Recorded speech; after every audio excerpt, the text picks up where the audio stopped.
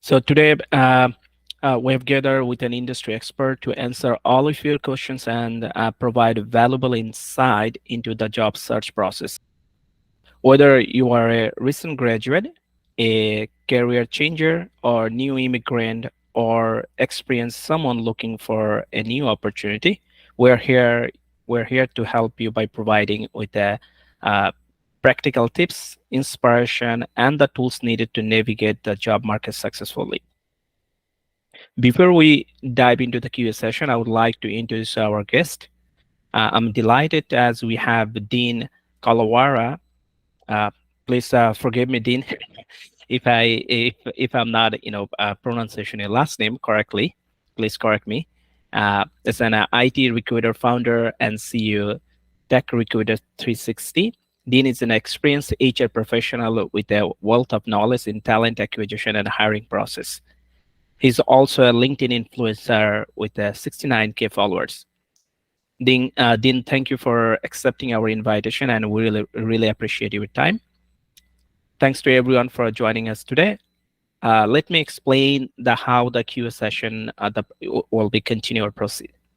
Me and Dean will start our conversation with few questions that I have already. If you have any questions or queries, please raise your hand and wait for your turn, or share your questions through our chat window, and I will pick it up and I will, ask to our guest behalf of you. Please make sure your mic is mute. Let's get it started. Dean, can we start?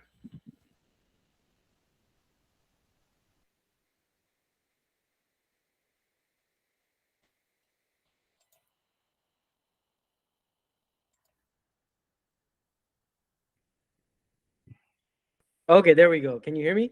Yeah, I can hear you. Okay, perfect, perfect. Hi everyone. Thanks so much for having me here, Sariful. Really excited to be here and help everyone out with my perspective. Yeah, let me. If there is missing something about yourself, feel free to add. Sure. No, I think you gave a great intro. And no, nothing else to add in regards to that. Thanks so much. Okay, so we can start with our selectives. There is a few questions I have. So first questions, Dean, to you. How's the IT job market in Canada now, considering the recession? We know the economic crisis the whole world going through.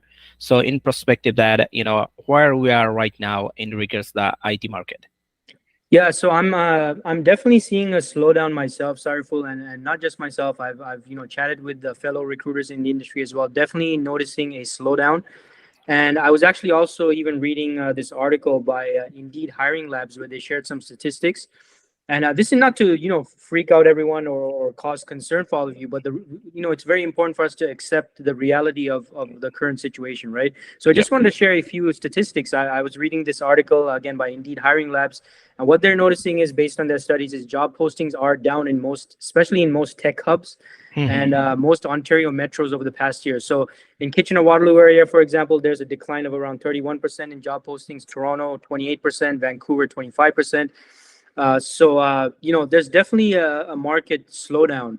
But that does not mean, on the positive side, that does not mean companies are not hiring out there. But it does mean that there's probably more competition because more people are competing for fewer opportunities.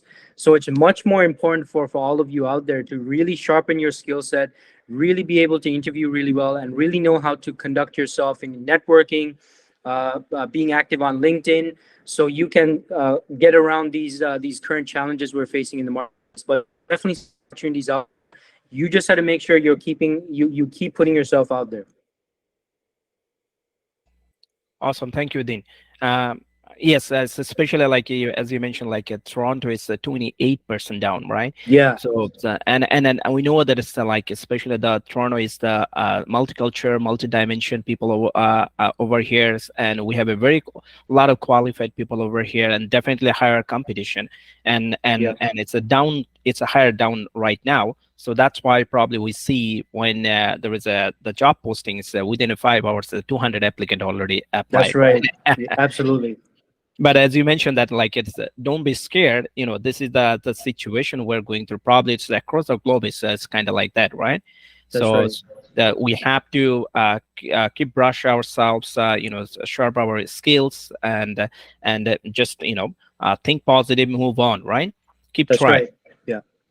So as you I know this, you already gave us some of the tips. So what would be the very the optimization tips to presence in online during the job search? It's in general, even a regular time even. Yeah, great question, Sarful, because there's a statistic out there, and forgive me, I don't know the exact statistic, but for recruiters, 80% of recruiters, LinkedIn is their first place that they go for finding talent. So one common mistake I see from people is when they reach out to me on LinkedIn and they're like, "Hey, Dean, I'm looking for work." I go to their profile, it's an empty profile. There's not enough detail. So remember that just being on LinkedIn is not enough. Like you have to really put an effort into your LinkedIn profile. So, put in a nice professional picture. If you're currently actively looking for work, use the open to work badge. Have a headline on your LinkedIn that states what you do and then the types of opportunities you're looking for. And look, at the very least, there's really no excuse. You can literally copy and paste the contents of your resume onto your LinkedIn profile. You don't have to get fancy here. So no one really has any excuse for having an empty profile. So list out your positions, list out the dates you were there, and within each position, make sure you list out what you did, but also just not just what you did, but make sure you're using industry relevant keywords on your profile, because how recruiters find you is not just only through job posting. They don't just post the jobs and then they look at the applications, because as Sariful also mentioned, there's like 200 plus applicants now for almost every LinkedIn job posting. So recruiters are also actively conducting what's called keyword searches. So we actually look for people based on keyword searches. So for example, if you're a QA, we might look for, a quality assurance. If it's automation testing, maybe we might add some, Selenium or some automation tools in regards to that as well. So guess what? If your profile is empty, it has none of these keywords, I mean, you're not going to get found. You have no one's going to see your profile, and you're going to get lost amongst maybe 200 applicants on if it's just in regards to the job postings. So take note of that. And one of the best ways to do this is as you're conducting your job search, just look for patterns on the job postings that you're applying for. What are you seeing? What are the major technologies that you have? Because I don't want you to misrepresent yourself. Okay, don't lie about the stuff you have, but you want to take note of these things and then make sure you're mentioning the tools, the technologies, the software, methodologies, frameworks, whatever it is that you have worked with. You want to mention those things on your profile because that's what further enriches your profile. So remember, there's two components really to LinkedIn, right? The first part is getting someone's attention. Getting someone's attention is you can do that by the things I just spoke about. Now, keeping someone's attention, that's based on the amount of detail and how captivating what you're writing on your LinkedIn profile is. And when I say captivating, you don't have to be like, it doesn't have to be like Shakespeare or anything like that. You just have to write what's going to be most appealing to the recruiters, which is again all those things that you're doing in your current positions and past positions, and also talk about your outcomes as well. Don't just talk about what you did, but you want to connect what you did with potential outcomes or outcomes that you have acquired for your current employers as well as past employers. That's really what's going to get the recruiters really interested, right? They read your profile, they're like, oh wow, this person accomplished this, they're using these tools and technologies. Wow, they made some amazing outcomes for the business. I want to now reach out to this candidate and maybe have a further discussion. So really, at the very least, just to summarize, you can literally copy and paste your resume onto your LinkedIn profile, but you also want to take that time to emphasize the outcomes and results, because ultimately companies are not hiring you just to do XYZ tasks. They want you to do XYZ tasks, which produces certain outcomes and end results. And I'm sure Sariful, being someone at the director level, knows exactly what I'm talking about here. You have to also emphasize your outcomes and things that you helped achieve for the organization. Awesome, awesome. Thank you, Dean, for great tips. The folks, right? Like you want to attract the recruiter, not only attract, you have to hold them, and Yeah. you have to show your skills, your and one of the important things is like your achievement.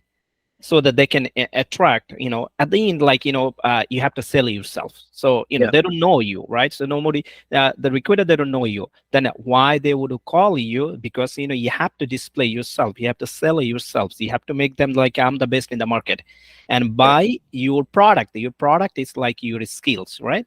Your achievement, not only the skills, but also on the top, what do you achieve, using whatever the skills you have. So that's a very important thing. Thanks, Dean, to make it elaborated explanations exactly. I think people, I mean, the guys out there over there, and also will share this seminar, this session on later on in our page and all of our different groups. And whoever is going to be listening later on, please make a note. As the dean mentioned, he's giving a very high level, but it's very details. Okay, so that's, I think, so that's a straightforward the guideline from someone who is really expert in the industry, from the recruiter industry. Thanks, Dream. The next question will be then about the resume. So how our resume stand out from the crowd? Now we talk about the LinkedIn profile, the online. Then it's what about the resume? Yeah, so with the resume, Sarful, the again here, one of the major mistakes I see many people do is they have this one size fits all resume, right? And you know what? Logically, I can understand that makes sense because you want to save time as a job seeker. You don't want to keep changing your resume. You just have one version. Apply for the job, submit. That's it. But on the downside, what happens is then you're not really speaking to the recruiter or speaking to the organization. So as tedious as it is, everyone, you have to customize your resume. So you might have to set aside some time. Okay, maybe if you're currently unemployed, you have much more time on your hands. So a whole day you can spend literally customizing resumes and submitting it for the specific positions you're interested in. If you're currently employed, okay, this is where you have to schedule some time, maybe outside of work, maybe a little bit of time during your lunch break, or maybe on the weekends. You have to customize the resume. And the example I like to use is it's like, when an author writes a book. Well, when an author writes the book, in order for the book to be successful, the author has to keep the audience in mind. Otherwise, no matter how great the ideas is, no matter how great, whether it's nonfiction, fiction, doesn't matter. If you're not speaking directly to the audience, the book is not going to sell. So same thing with your resume. It has to be written with the audience in mind. And who's the audience? Well, the recruiter, the hiring manager, maybe the HR people, like whatever stakeholders are looking at at your resume. So, one of the, of course, when you're applying, the major source of this is probably the job description. So, you have to either print out the job description or maybe have it on your desktop or your laptop or whatever, and emphasize every single thing on the job description which you have experience with, every single thing. And then that's where you want to go back to your resume, and then you got to think, okay, so the job description mentioned XYZ. Am I emphasizing this enough on my resume? And especially those of you who have, maybe you're at a senior level, right? You have 8, 10, maybe 15 years experience. It can be more difficult to figure out what you want to highlight, but that's probably the best way to do it, right? Look at the job description, take a note of what is mentioned on the job description, and that is the stuff you want to highlight on your resume. Now, I want to warn you, I know some of you might have the temptation to then, just mention everything on the job description, just put it on your resume. But if you don't have experience with something, do not take the risk of mentioning something on your resume you don't have experience with. Because if the hiring manager at the interview, if they ask you about that thing and it's on your resume, and you tell them, oh, I actually don't have experience with that, then they're going to be thinking, okay, why did you put it on your resume? And now the entirety of your resume comes into question, because now they can't ask you about everything on your resume. They're going to be wondering, okay, what else have they put on the resume which is fabricated? So make sure you, again, only focus on those things you do have experience with. Customize it for every position. The job description is usually your first thing. Now, the second thing is, maybe if you're being represented by a recruiter, or you have a point of contact in the organization, then you definitely do have an advantage.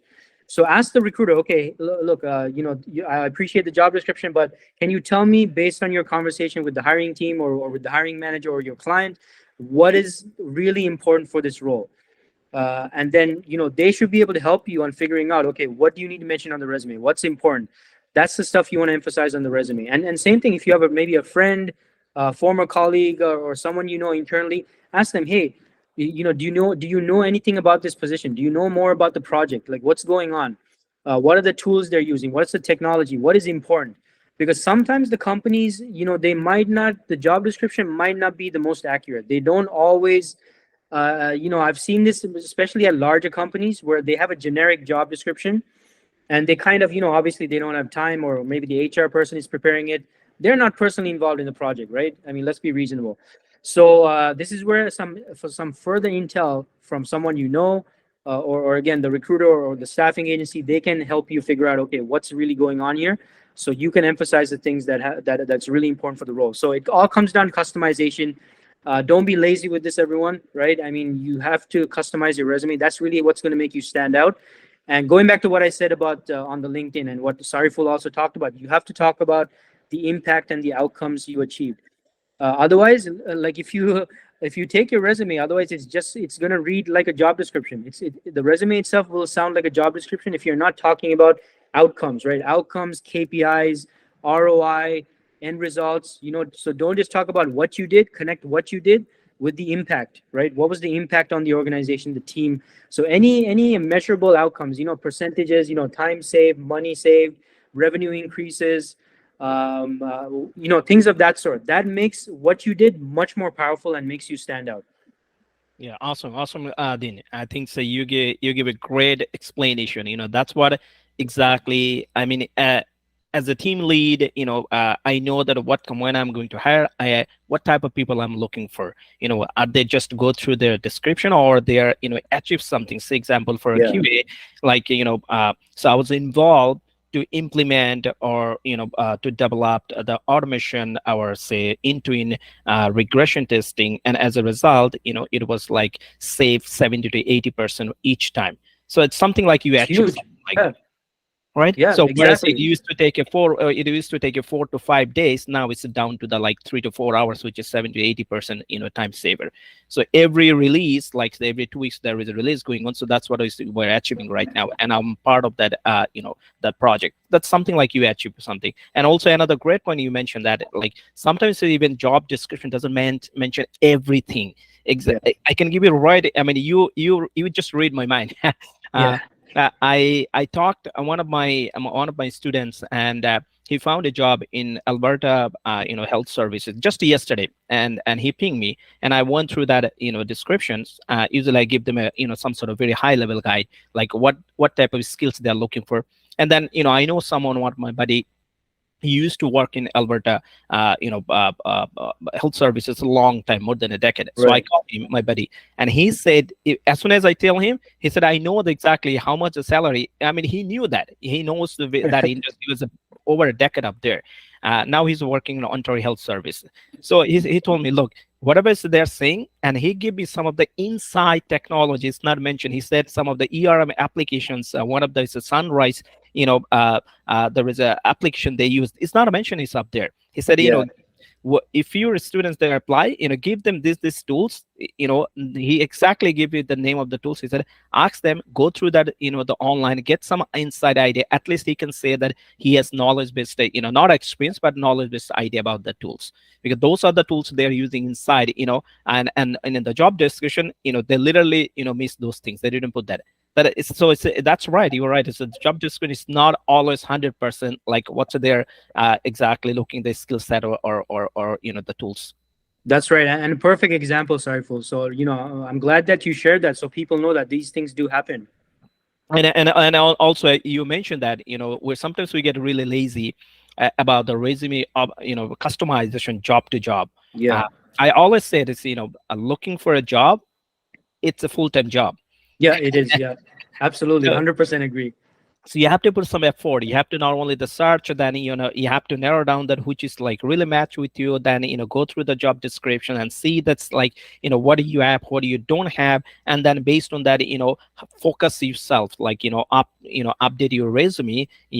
Probably you have the knowledge, probably you have the skills, but it's not focused. So change that one. So yeah, put some effort. So you mentioned that so you guys, I think so now you can believe it. He's the industry expert, and that's what he's saying. That means like when he reviews, like the industry expert of the HR, the talented guys, they reviews their resume. Definitely they go through, they see that is the like a generic resume that they're just reading a novel, or it is something like really attractive that match their criteria, their key points, right? That's right. So Exactly. so there is an effort related up there. Great. Thank you, Dean. Um, my next question would be the about the networking. Like, how important to build a networking in job search process?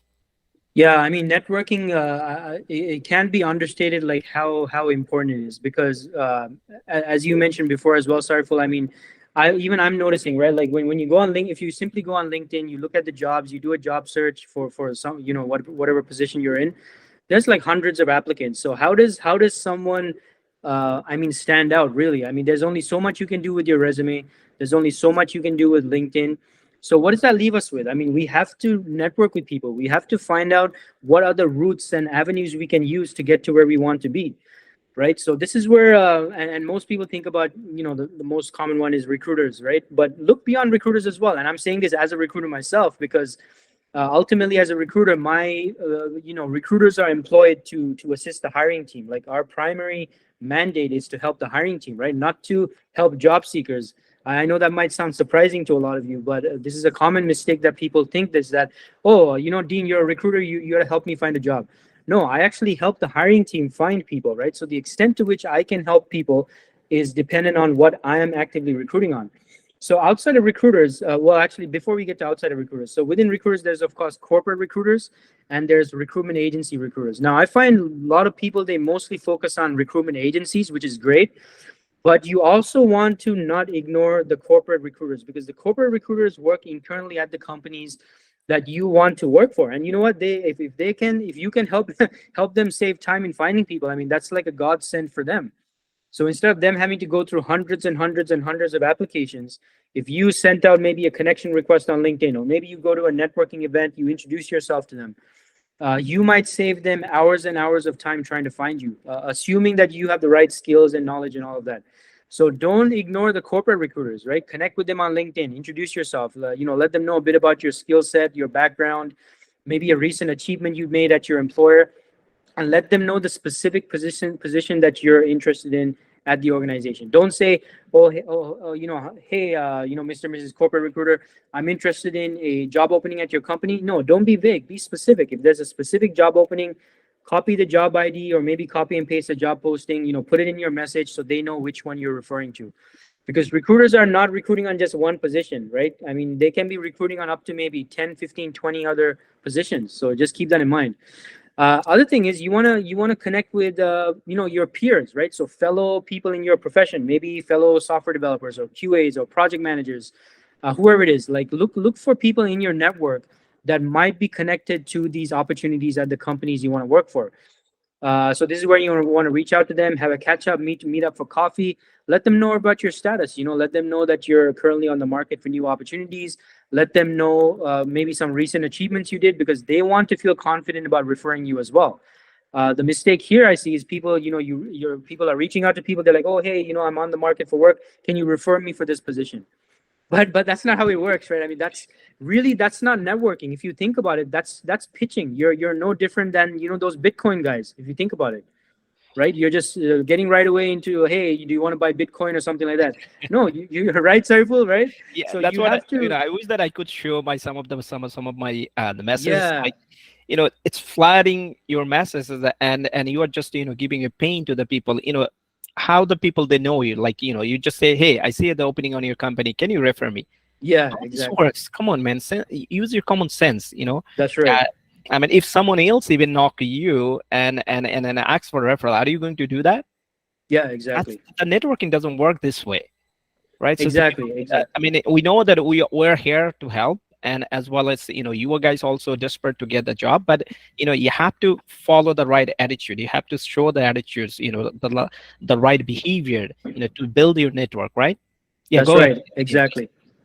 Yeah, exactly. No, it's such a good point, Sarful, because and you have to, everyone who's watching this, like, you have to look at it from the other person's perspective, because when they are referring someone, especially if it's an internal employee, when they refer someone, they're putting their own reputation on the line. Like, you have to understand that, right? What if I'm working at Sariful's company, and one of you says, oh, okay, refer me, and I just refer. What if you end up conducting yourself very unprofessionally, or maybe the Sariful ends up hiring you, but you end up doing this huge whatever at the organization, then I look bad, right? So this is why many people, it's not that they don't want to help you, it's just that you're not helping them help you. So you have to talk about, who are you? Who are you? What have you done? What have you accomplished? Maybe you have to, meet up for a coffee. Maybe you have to first set up a virtual chat or a phone call. Let them know how you can help them and their organization. See how they can make themselves look good by referring you, but they have to feel confident about doing that. So remember, networking itself is a whole different topic. I can't cover all the aspects of networking today, but I'm sure Sariful shares with you some amazing tips through the group as well, right? So you have to do networking the right way. And the same thing goes for, networking with hiring managers, right? Hiring managers is the same thing. Hiring managers get so many messages every day. Hey, I'm interested in this position. Can you refer me for the role? So what value is that to the hiring manager? I mean, think about it, folks, right? I mean, the hiring manager is responsible for making, for those of you in IT, okay, the average salary in IT is, I think it's like 80K or something. That's an $80,000 decision, right? It's not a little game, right? You can just say, oh, can you refer me? Or, oh, I'm looking for work, help me, this and that. Like, it's a very important decision for the hiring manager, because again, if the hiring manager makes a bad decision, they look bad. They look bad because all the fingers are going to be pointed at them, whether overtly or not. And it's so, on LinkedIn, I see all these posts. People are bashing hiring managers. Oh, hiring managers don't do this. Hiring managers need to have more sympathy. Hiring managers need to, move fast. But but hey, what I want to ask those people is, have you ever been responsible for an 80,000, 90,000, $100,000 decision? Right? Plus, in IT, it goes over 100K sometimes. It's a very important decision. So you have to make sure you're putting in the effort to let them know how you are going to add value to them. Because and another thing I tell people is, think less of yourself as a job seeker, think more of yourself as a solution provider, right? A lot of you are focusing on the fact that you need a job, which is reasonable. I understand. You've got bills to pay. You had to put food on the table. You had to take care of your kids, your household, your spouse, mortgage, rent, all of that. I understand. But on the job search, I want you to put all of that aside. Don't even think about that stuff. You have to show the organization that you are the optimal potential investment for them, that they should invest some time in meeting with you and speaking with you, so you can show them how you can help them, really, because that's what's going to be most important to them. So just keep this in mind for your networking. I know I kind of went on a rant there, so my apologies, but it's very important for people out there to understand this.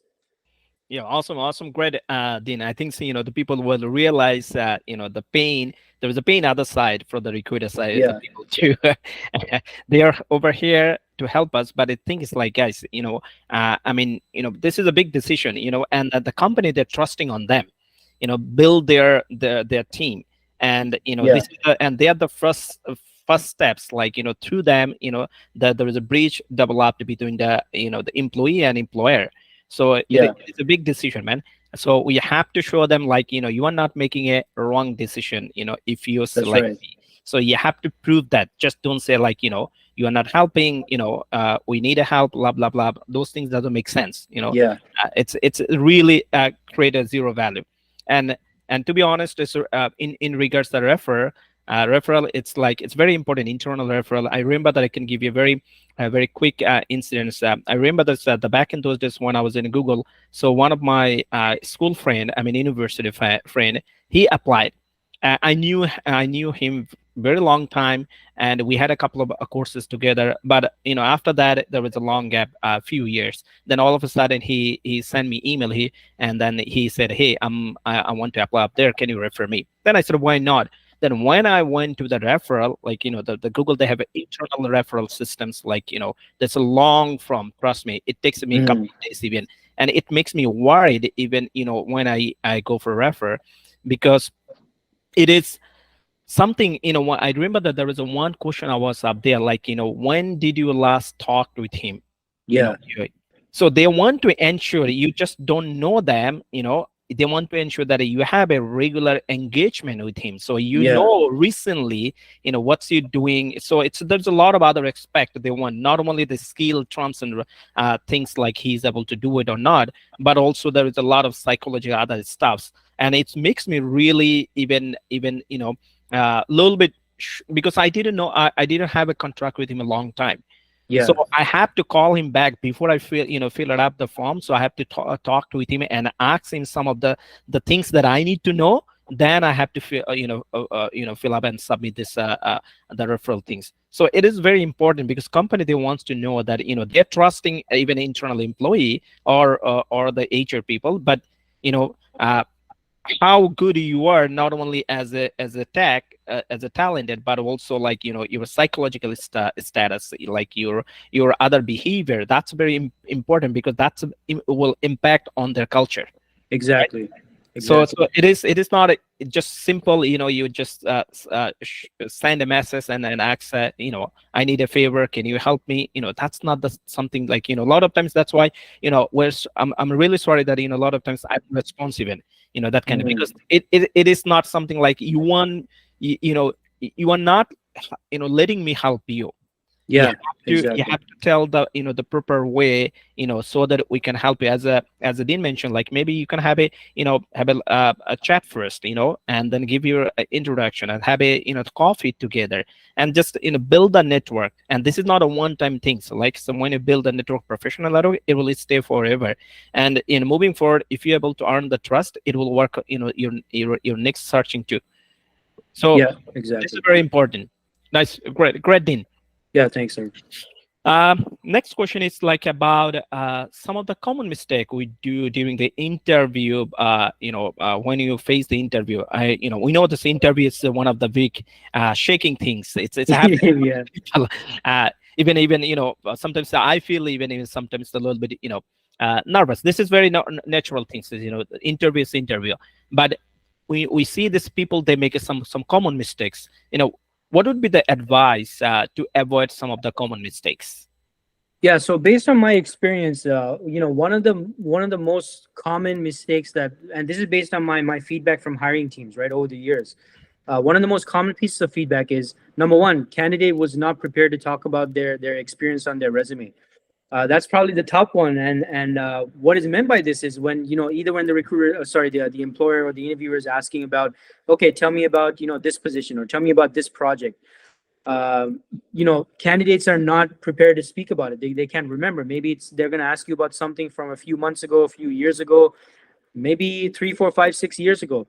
So one of the major things you have to do in your interview preparation is, if there's anything on your resume, every single bullet point on your resume, you should be able to expand on it and further elaborate on it. If you can, then you might as well not have it on your resume, because you never know what might capture the attention of the hiring manager, right? I mean, it might not be something current. It might be something from a few years ago. So anything on your resume, you have to be ready and prepared to talk about it. So refresh yourself on those projects, especially ones in the most recent, I'd say 5 to 8 years. Definitely refresh yourself on those projects, especially if it's relevant to the position that you're applying for. So that's the main thing.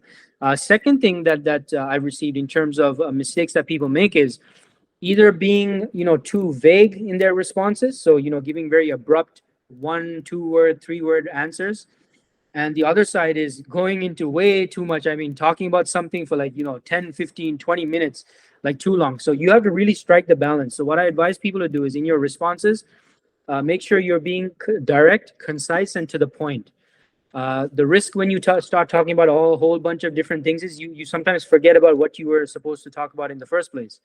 And the interviewer might not tell you that, because they might just assume you don't know what you're talking about. So they might not remind you, oh, okay, so well, how did you do XYZ? No, they might not do that.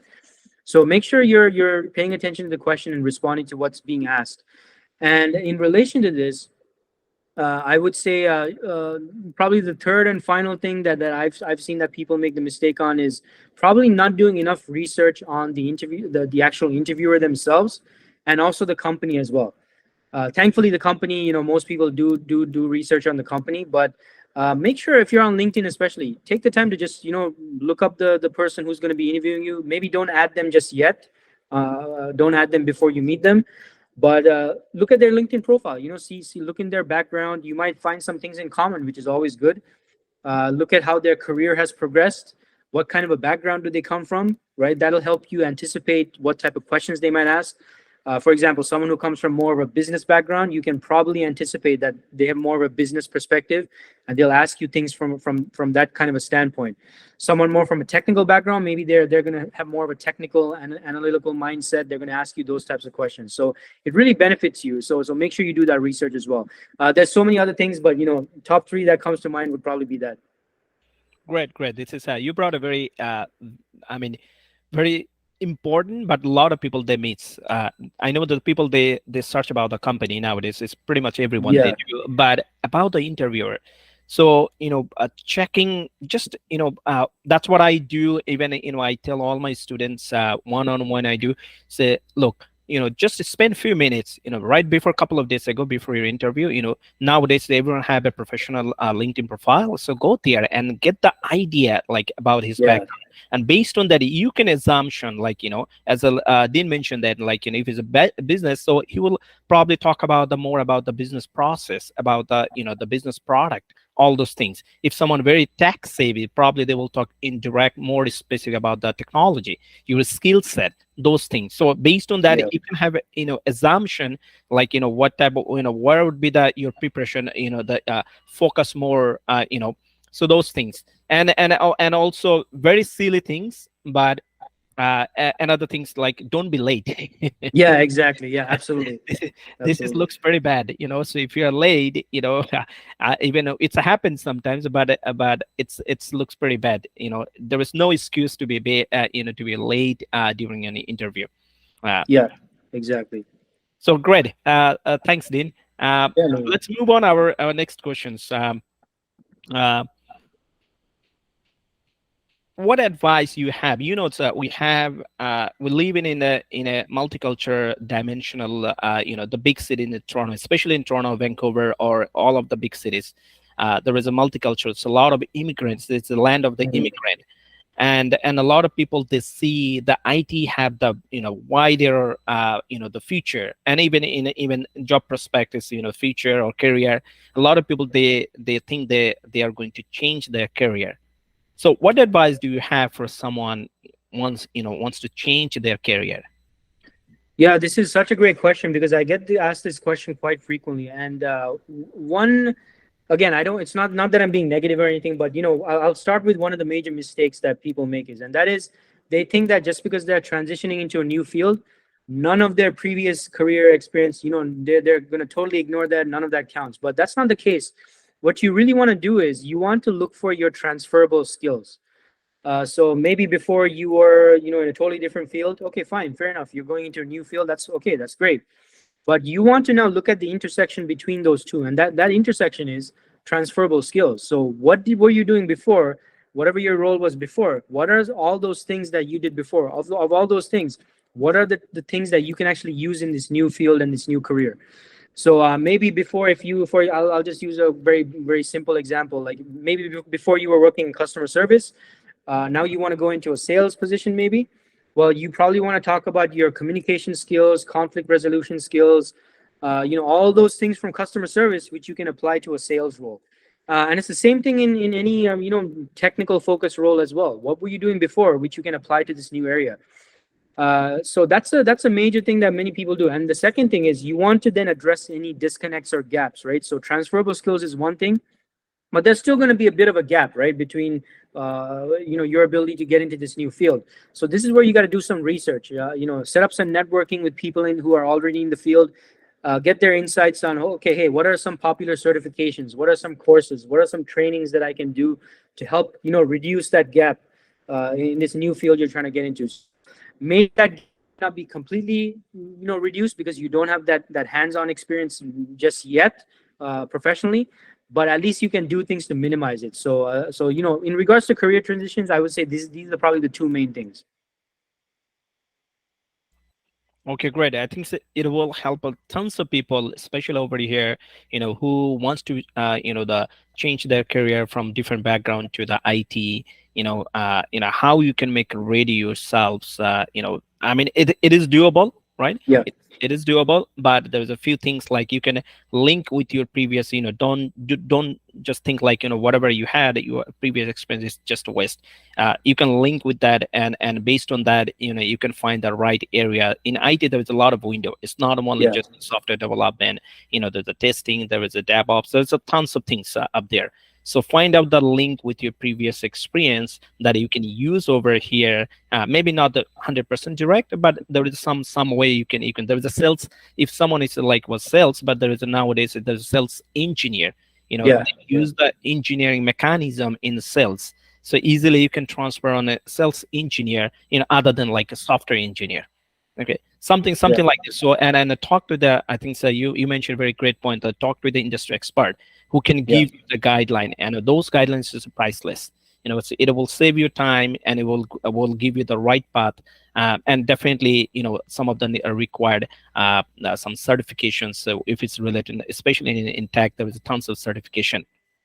Yeah, exactly. And just one more thing I want to emphasize, Sarful, because that's so important, what you said about talking to someone in the field. Because look, there's so many people selling courses and trainings and workshops. There's so many stuff, right? So Yes. so speaking to someone who is in the industry is very important, because they can help you separate, okay, what's the nonsense from, actual stuff that you should take. So I just wanted to add that really quick. Yes, this is a very important topics. I think so, because they are they're the new people. They have no idea about the whole IT industry, and then Yeah. Yeah. and they can easily put their feet in different boat at the same time. Then eventually they will lost, and they will be demotivated. So I think, and there is a the course, and there is a certification. There is a tons of offer. Even in YouTube, you can find a ton, free Yeah. courses, right? So there's a lot of e-platform. So I think so the base thing would be like meet with some of the really experienced someone in the industry experience, and you can trust. It's a trustful who can give you the real solid guideline, in guideline, the roadmap, and based on that, then you can step one after one, right? So that's the Yeah. way you can. So then you will be the one straightforward path, other than just distract in the different noises around you, with through the different people will say different things, and people they will try to sell. Definitely the people who are doing all the the course, all those things, Yeah. they will try to manipulate you, but make sure that you get the in trustful guideline first. That's right. Great.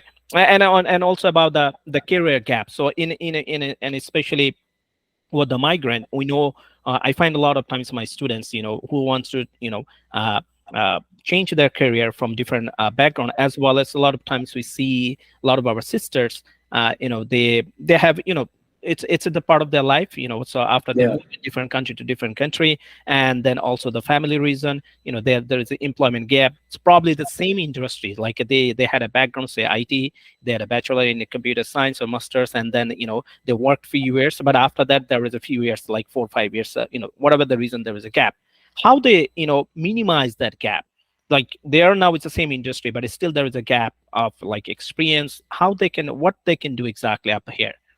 Yeah, I think again, this comes down to really, connecting with industry experts, like people who work in the field, and you want to probably do some research on how you can bring yourself up to speed again, right? Again, courses, workshops, certifications, maybe some trainings, because the major concern, not even the recruit. Like, I know people are kind of, blaming recruiters a lot, like, oh, recruiters should give people with career gaps a chance.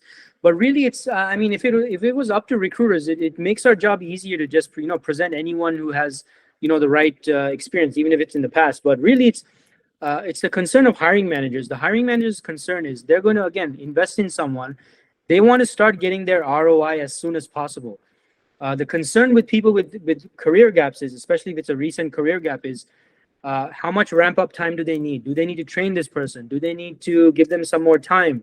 Do they need to then get on other people to support them as well? I mean, there's so many other factors, right? So this is where you have to be able to, again, maybe you got to take some courses, maybe you got to take some certifications.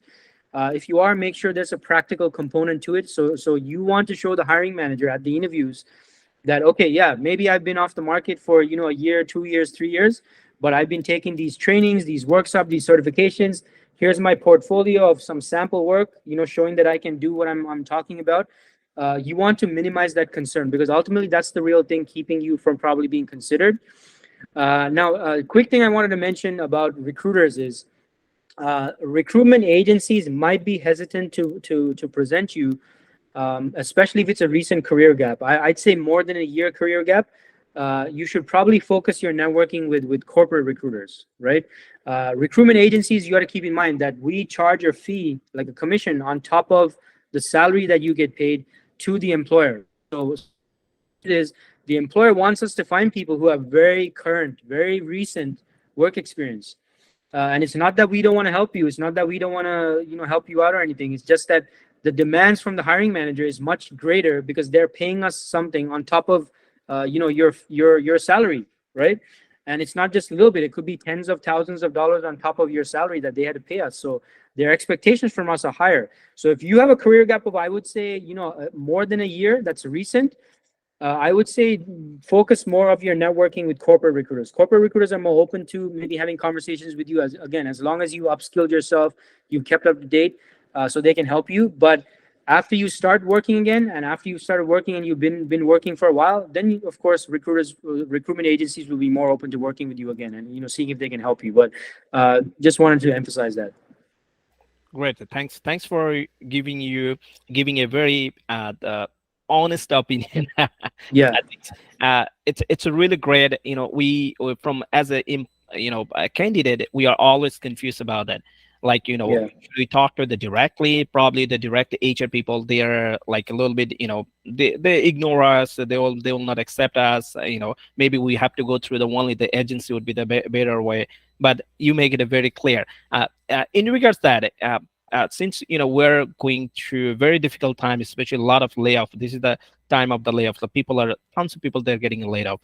mhm. So if anyone got a recent laid off and they have like 6 months gap on their career, what do you think? Is that okay? They can mention on their they can mention on their resume. Is that like any negative impact will take you to the under searching, like why you had a 6 months, because it is nowadays this is very common. You will find tons of people they got laid off. Yeah, no, this is a great. I'm glad you brought that up, Sorrowful, because obviously COVID is a bit of an exception. So if you have, I mean, if you've been laid off because of COVID, I mean, it's not too much of a big deal. But at the same time, you should be showing how you have kept up to date with your skills, right? So if you have a portfolio, you can show maybe some sample work, or maybe you've taken a recent course or certification. That's very effective. But 6 months off, I mean, it's not a big deal. No, for a recruitment agency, it's not a big deal. 6 months is definitely not a big deal. Great. So whatever the time frame, just ensure that you didn't waste that time. You Yeah, invest that time. So you yeah, you earn something so that they have the some sort of some sort of answer. What you did. You just say that, okay, I got a laid off. I got a laid off, and I need a help. That's what you spend your whole time, or you just invest this time and make your portfolio richer for the future. that's That's right. everything. Next things now about the follow up after the interview is done.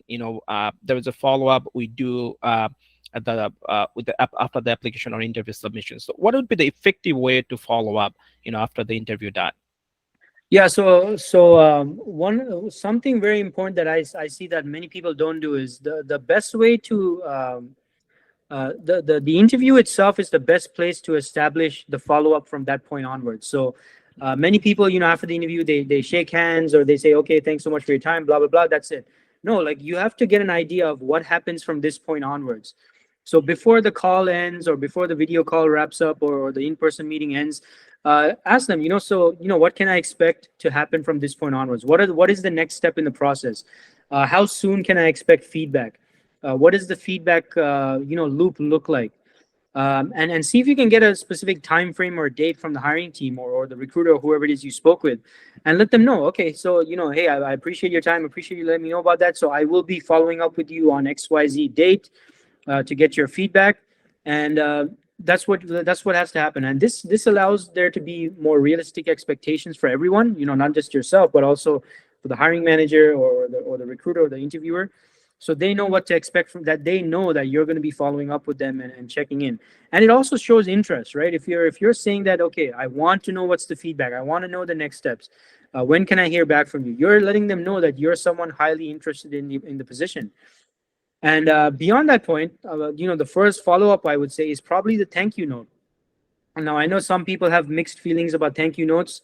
And thank you notes are probably ineffective if you're just using some template you found on Google. It's very easy for us, and I'm sure Sariful, you can also tell when someone has clearly sent you a template message. It's very easy to tell because it sounds very generic. So in your thank you note, of course, thank them for their time, but see if you can refer to things that were discussed in the conversation as well. Maybe it was some project, maybe it's some problem the organization is facing, and reiterate your interest, and let them know that you're interested and you will be following up and you look forward to hearing feedback. And then beyond that point, make sure you're not being annoying. Some people, they think follow up means you you follow up every single day, but that's not the right approach. Maybe once a week is okay. If you send a thank you note this week, maybe next week you can check in again.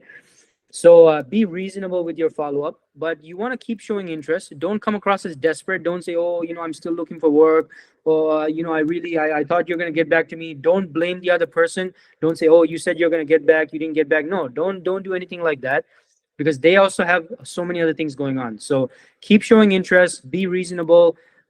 Keep adding value as well. You can refer to things from the conversation that you had at the interview, right? If I interviewed with Sariful, maybe I send a thank you note. Then maybe next week or the week after, I might say, "Hey, Sariful, by the way, we discussed XYZ problem you're experiencing at your on your team. I found this article. Hey, I'd love to chat with you about it." Then maybe, who knows? Maybe he might want to set up a follow up call with you to chat about it, share some ideas. So keep building the relationship as well, and try to be creative. That's great. Great tip. So I think, the follow-up ones, like a lot of people, we do misunderstood. We even ignore that steps, but it is very Yeah, important, especially the first one, like sending just thanks, the very short message, thanks. That's a corporate behavior. That's, you are giving a thanks. yeah, It's a warming behavior for corporate, that's help you. This is the beginning of the develop the relationship. And then if the interviewer said, okay, I will follow up, I will give you the update, probably just 5 days later, assume that. So maybe mhm, next follow up, just wait until the 5 days, as you said. yeah, Next follow up would be after that. You can, and don't push that, right? So just say, hey, I was wondering, definitely give a thanks to all those things, and then I was wondering if you have any update, but there is no rush, because just give them a space that there is no rush. yeah. Don't push them, right? So that's could be the two different follow up, the thanks message, and then the follow for the update, and also that's Dean explained, give it another tips too, right? So it is very effective. I think it is very necessary that a lot of people, we feel different, we have a different kind of feelings, like should I send a message, should I really, and sometimes we make a really rush, which is not That's also right. great. Great. I think so. So we have a lot. We have covered a lot of important topics. I think so. I will go for the last the questions I have, which Sure. is about the rejection. So it's not everybody gets success by their the interview. So a lot of times we get rejected, right? So how are you going to handle the rejection and stay motivated during a prolonged job search, especially nowadays? Yeah, I mean, rejection is a very as a job seeker, you will face rejection. I mean, unless you're part of that 0.0001% who doesn't. I mean, good for you, but I mean, most of us are going to face rejection, right? And firstly, it comes down to the simple things. Make sure you're monitoring your own mental state and all of that. Sometimes it's okay to take a short step back. Maybe you need to go out for a walk. Maybe whatever your method is. Everyone has different ways of dealing with stress and all of that when it comes to rejection. Maybe you want to go for a walk. Maybe you want to go to the gym, work out a little bit. Maybe you want to watch a movie. Maybe you want to listen to some music. Maybe you want to hang out with friends. Whatever it is, just make sure it's something positive. But sitting around listening to sad, depressing music or watching depressing movies, I mean, that's not going to help. So make sure you're watching stuff that's going to help you, uplift you. Maybe it's if you're a spiritual, religious person, maybe it's going to the temple, the mosque, the church, listening to some spiritual stuff. Whatever it is, do what you have to do to keep yourself motivated like that. Now, with that being said, the second thing is you have to make sure that you keep pushing forward. Like, never put all your eggs in one basket. If you find yourself, it's completely fine to be excited about one particular organization, but you should never just leave it at that. You shouldn't say, oh, I love this organization, I'm just going to interview with them, I'm not going to do anything else, I'm going to give my 100% here. But the thing is, if that thing doesn't work out, like, you're going to go really deep into feeling bad, you're going to feel down, you're going to be feel depressed. So always have multiple opportunities on the line. And I actually discovered this myself by mistake. When I was a student, I was a new graduate, I was totally different from who I was today. I have terrible communication skills. I couldn't, I mean, if I couldn't interview to save my life, basically. Like, I was terrible at interviews. But so finally, I was so frustrated at some point because I kept getting rejected. So I just started applying for even positions I didn't like. I just apply, apply, apply. So what started happening then is that I started getting more communication from different companies. So, these companies emailing me back, this company's giving me a call. And eventually I had, like, 3, 4, 5 interviews scheduled, even with companies I wasn't interested in. But the funny thing is, when I went for interviews, I didn't care about the outcome that much, because I knew I had like 3, 4 other interviews scheduled. I had other emails coming in from other companies. So what I'm trying to say here is, if you feel like, you know things are not going well in your job search, or just keep applying for opportunities. Don't depend on just a handful of opportunities. As I know, it's easier said than done, but try and see if you can have maybe 3, 4 ongoing interviews. If you can do that, you're going to feel much less outcome dependent at each interview, because if when you're going for the interview, okay, if this doesn't work out, I mean, who cares? I mean, big deal. I have like 3 other interviews scheduled. Now, that doesn't mean I'm not saying be arrogant. I'm not saying anything like that, but I'm saying it's going to help you mentally when you have other things going on. So have a job search schedule, have a plan every day. Like Sarful mentioned a great point earlier. It's like getting a job. Getting a job is a job, right? So just like you do in your job, schedule your day. 9 o'clock, what are you going to do? 10 o'clock, what are you going to do? 11 o'clock, what are you going to do today? Okay, 12 o'clock, lunch break. 1 o'clock, what are you going to do now? So schedule your day. What are you going to do every single hour, and stick to the schedule, and that'll help you get through as well. Great point, Dina. I mean, I think it will boost up the people who are, rejected. I mean, including myself, like, and stay in motivation stage, Yeah, because it is the part of our corporate life. Like, you will be rejected. This is a very yeah, normal, but things, and especially nowadays, that we're going through very difficult time frame. So there will be a lot of rejection will happen or happening, or even, probably you are not getting a call even from the yeah, recruiter. So just if you just think over and over, you will be more deep inside the depression cycle. It's a like endless cycle. So it's as you mentioned, like, do some spiritual things, like, whatever you're, as per your religious, like, go to the temple or mosques and do some prayers, or, all those things, the yoga probably. And then yeah, beside, spend some routine wise work, like, searching your job, optimize your resume skills, optimize your skills, see that's where you are now, and don't depend on one or two interview, or one or two company, because it's happened to me. Trust me, it's a lot of times it's yeah, happened to me. I had a fourth interview, and even even they invited me, that's a way long before they invited me to the office, they give me the office tour, and after that yeah. they reject me. Oh, wow. After that they reject me. It was like, and they hold, there was no, I didn't hear anything 7 days. And then after Wow. 7 days later, I was just waiting for the getting the final offer letter, and the time, everything. Even they showed me that, like, there was a parking spot. So it was a long way Wow. back story. So it was like my heart was broken. Trust me, it Yeah, was really, especially at the beginning of your journey, the career. If something happened, and if something happened nowadays, I can easily tackle that. But yeah, that those days, like at the beginning, that you are so excited, you pretty much, you clean your dress up, everything. You make a plan that, okay, what I'm going to wear on the first day, and then you don't hear from them 7 days, then you ask for an update, and then they give you that response. So yeah, it's happened. It is happened.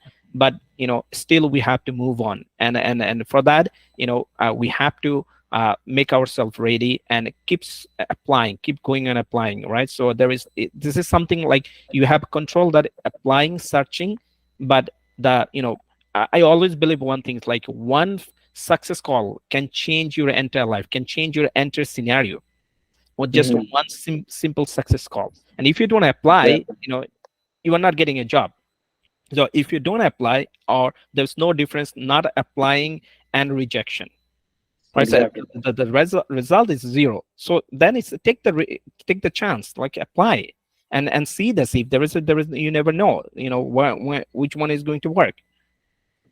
That's Great. right. And one more thing, if I may add, sorry, Fool, is revisit your past wins and successes and accomplishments as well.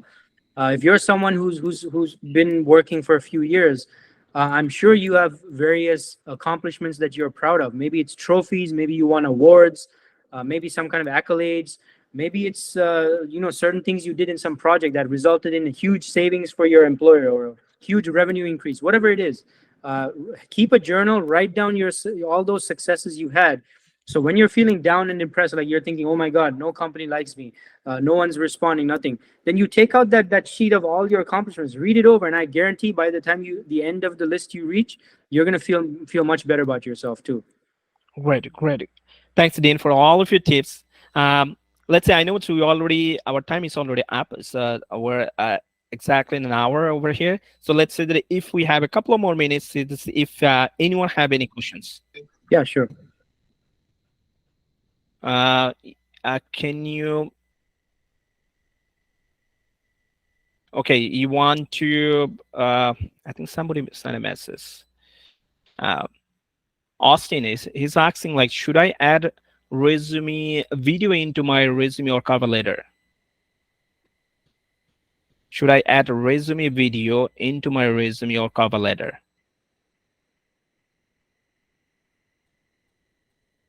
Didn't you get the question? Okay, there we go. Can you hear me now?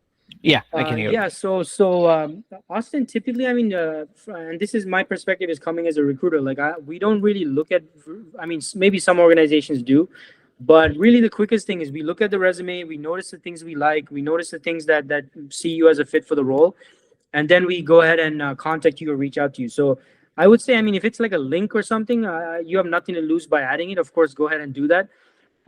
So but that being said, again, like maybe not all recruiters will take the time to actually view it. They'll mostly just look at your resume and decide to contact you. But certainly, if it's just a link, a hyperlink, certainly feel free to go ahead and do that.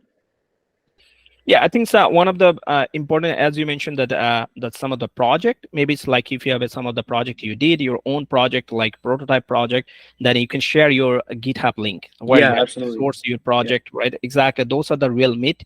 So you can share definitely those things. Not, I guess I'm not sure about the video link, all those things. Does anyone have anything else? Any more question? No problem, Austin. Yeah, you're welcome, Austin. Neha is asking, I'm a new immigrant. I have been applying for a lot of jobs over LinkedIn, customizing my resume as a part of the job description. And also my LinkedIn is up to date and refined. Still, I'm not getting calls. Okay, all right. So in this case, and I would say it's probably one of two things, Neha. Right. First of all, what is a lot? I know I get this question a lot. Like people say, "Oh, Dean, I've been applying to a lot of jobs." Well, how many jobs have you applied for? Well, 10. Well, I mean, 10 is not really a lot, right? So we got to understand that to a certain degree, it is a numbers game. So if you're not applying to enough jobs, that might also be the issue because I think the statistic is there are 250 applications submitted for every job posting. So it's not that you don't have the right skills or anything. It could be that your resume is just getting lost amongst hundreds and hundreds of other applications. So again, to a certain degree, it's a numbers game. So make sure you're applying to enough roles. Second thing is, are you applying to roles that are the closest fit for your skill set or your experience? Sometimes people they apply for roles that are they're overqualified. Sometimes they apply for roles that they're underqualified. Sometimes it's a mix of everything. So you have to make sure that you're targeting positions that are directly speaking to your years of experience. So that would probably be the other thing. And the third thing is, are you doing enough networking, right? Because again, you could have the best resume, you could have the best LinkedIn profile, but you could be getting lost again amongst hundreds and hundreds of applications. So this is where you got to look, okay, how can I network with people in this organization? Maybe with the recruiters, maybe with the HR team, maybe with other people that are in the same field as you in the organization. Maybe it's someone you know. Like you gotta into network and connect with people as well. So it's probably one of those three things. Great, Dean. So I hope that you get an answer, Neha. So like applying a lot, it is there is so I'm looking for on an average, so somebody else. Okay, Neha, yes. I know it's like whatever your position, you're looking for product owner, product manager roles, but it is like something that it have to be, nowadays this number is big, pretty high, Yeah. So here is the Dean. One more things like when a candidate they see the well for a job post already 200 there is application already submitted, should he try submit this for this the this opportunity, or he probably, because a lot of times we get it, I heard from my students that they get demotivated. Well, I see this already 200 people, they apply 300 people with it, so I don't apply there. So what do you think? Yeah, I mean, yeah, you have nothing to lose. So I would say as long as you're customizing your resume, as long as you're catering it to the job, you should still go ahead and apply. Because keep in mind, even though there's 200 applicants, I guarantee most of those applicants are probably not even the right fit, which is in itself is very frustrating for recruiters, right? There's going to be people applying from like totally different areas of the world that and there's no sponsorship for the job. There's people who don't have enough experience. There's people who are overqualified. So just because there's 200 applicants, that doesn't mean the recruiters are happy and satisfied. So I would say still go and apply, right? Still go and apply as long as you're optimizing the role thing. Also, I would say to stand out, see if you can send an introductory message as well, right? I mean, to whoever posted the job, maybe to the hiring manager, maybe to the recruiter, maybe to the HR person. That'll help you stand out as well. Great. I hope that folks you got the right answer. Whoever contract with me, and whoever have this kind of like questions, like I see this 200, 300 applicants already submitted. Should I still apply there or not? I think you got to answer. So Neha is still asking like another things. Neha, I'm not sure what are you talking about ATS. Tell us something about ATS as well as how it works. What do you mean that ATS? Can you elaborate Yeah, that? yeah, she's talking about the applicant tracking system. Oh, So okay. that's I can yeah, check yeah. it here. So this is this is actually a very popular question. Everyone asks about this, Okay. and I know there's a lot of talk going on out there about like there's ATS bots that automatically reject resumes and applications. I mean, there's so many myths about this, but ATS, everyone listening, ATS is basically it's just a CRM. It's just a CRM, and it's not made for job seekers. It's made for recruiters. It's made for us so that we can manage our talent pipeline, so we can organize the applications. So it's like a database as well. So if your resume is submitted to it, we can conduct our searches internally and find matching resumes based on keywords. So there's not much control you have as a job seeker based on what happens after your resume is on the ATS, because you don't have control over what keywords I'm entering in my search. You can't really influence that. You can't really predict that outside of the standard stuff like JavaScript developer or QA or something like that.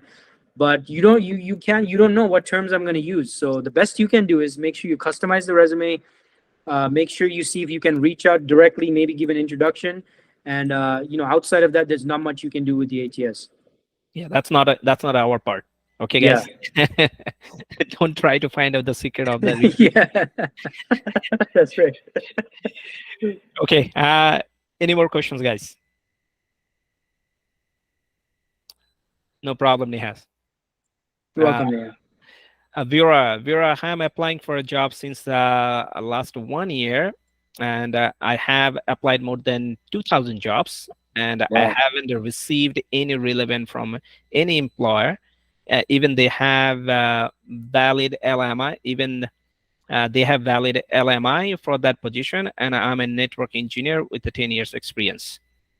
Okay, so Vera, I'm guessing you might be like overseas or something because you mentioned LMIA. LMI. I think you might be someone outside of Canada. Yeah. And if you're applying for jobs in Toronto, Vera, it's highly unlikely, they're willing to sponsor you because Toronto is a very popular city.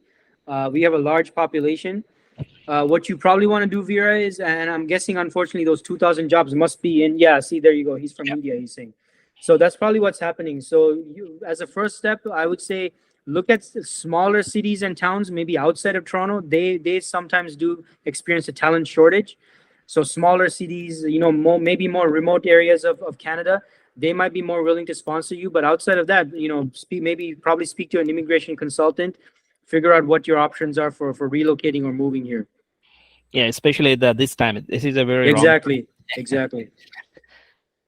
Okay. The last question I will take. I think so. We are already exceeded 15 minutes. So if anyone have a last question, so go for it. Otherwise, we'll close our program over here. If it's not, okay, guys. Thanks everyone for joining, and a special thanks to our guest Dean for sharing your time today and providing a valuable insight to our audience. We hope this Q&A sessions has been very helpful uh, in our job search journey. Remember some of the relevant skills that Dean mentioned, like skills, your top skills, the preparation, your area of experience, your networking, and the follow up. All those things. I hope that will help you to find your right jobs and land on the right destinations. Uh, Thanks a lot. I wish you success in your job search. Have a good one. Thanks, everyone. Thanks, sorry, Full, for inviting me. All the best, everyone. Have a good one. Bye bye.